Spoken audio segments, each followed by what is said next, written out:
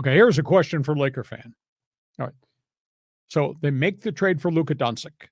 Hell of an acquisition. They give up a great player in Anthony Davis, who then goes to Dallas and gets banged up in his first game.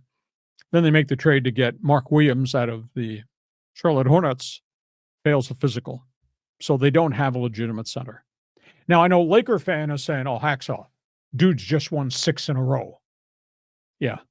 2 of them are against Utah, 2 games against Washington, 1 game against the crippled, don't have any player Philadelphia 76ers, and then they beat a substandard Golden State Warriors team.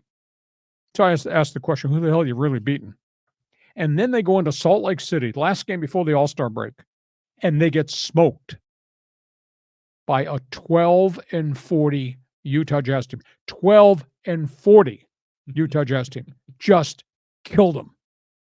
So you got LeBron and you got Luka. And I watched closely. When the ball was in one guy's hands, everybody else stood around. I didn't see a ton of playmaking. Not to say Doncic isn't gifted. Not to say LeBron isn't great. But there's something that doesn't seem right. And then Austin Reeves becomes a missing part of this whole thing. One game, Reeves has 45. Next game, he's 3 for 14 shooting. And by the way, at the other end of the court, they don't have anybody to play in the paint.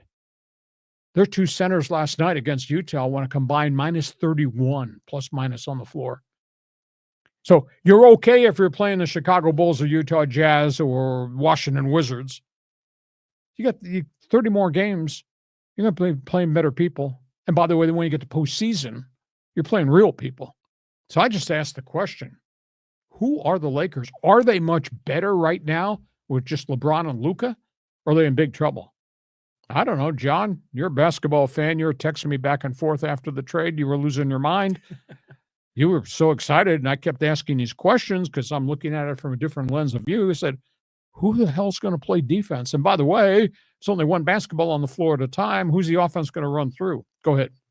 Okay. I mean, the Lakers right now have got to be happy. I mean, because if they didn't make the trade, AD would be injured, right? And then he'd be on the sideline. So and then Luka has, I mean, I was reading how the Lakers ticket prices have gone through the roof since they added Luka. Do you know about that? Yeah.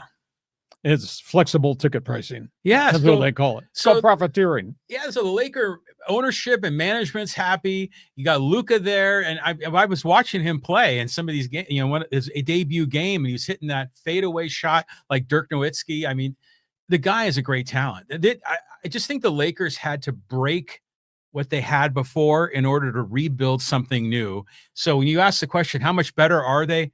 I don't know. I think the jury is still out on it.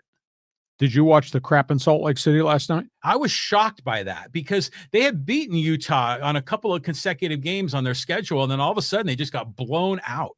Okay. We got 30 games left after the All-Star break. If they start to drift down in the standings, just remember my favorite phrase as a talk show host, I told you so. Everyone loves an I told you so.